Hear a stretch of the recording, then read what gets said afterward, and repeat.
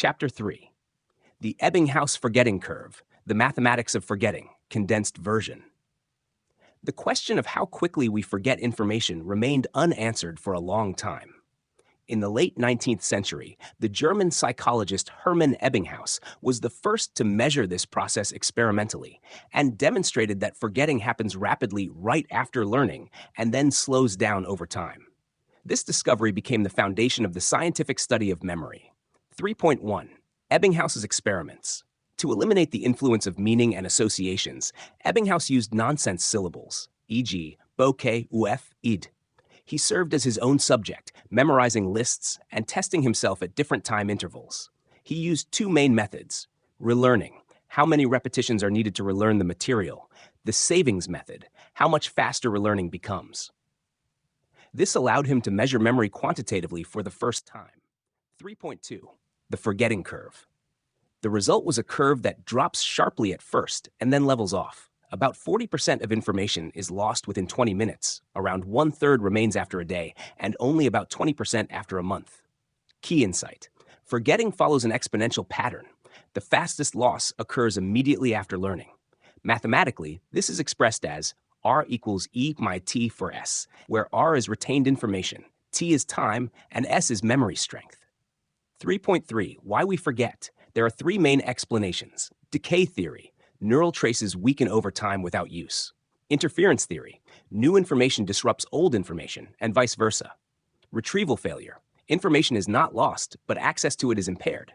Modern understanding combines these. Forgetting is primarily the weakening of access pathways to stored information. 3.4. Factors that affect forgetting. The rate of forgetting depends on several factors. Meaningfulness. Meaningful material is remembered much better. Emotion. Emotionally charged events last longer in memory. Multimodal input. Combining vision, hearing, and action strengthens memory. Physical and mental state. Fatigue and stress impair retention. Age affects consolidation speed. 3.5. How to slow down forgetting. The key tool is spaced repetition. Two approaches: massed practice, ineffective long-term; spaced practice, optimal for long-term memory. Optimal repetition schedule: 1 after 15 to 20 minutes, 2 after 8 to 9 hours, 3 after 1 day, 4 after 2 to 3 days, 5 after 1 week, 6 after 1 month. Each repetition reinforces memory and flattens the forgetting curve. Neurobiological explanation: consolidation. The brain needs time, especially sleep. Desirable difficulty: effortful recall strengthens memory. 3.6. Modern refinements. Later research confirmed and expanded Ebbinghaus's findings. Testing effect: active recall is far more effective than rereading. Spacing effect: learning spaced over time outperforms cramming. Sleep significantly slows forgetting by consolidating memory. 3.7. Practical application. Effective learning strategy: study in small portions, repeat at spaced intervals. Actively recall instead of passively reading. Use associations and meaning. Get enough sleep. What to avoid: last-minute cramming, repeating the same material many times in a row without breaks.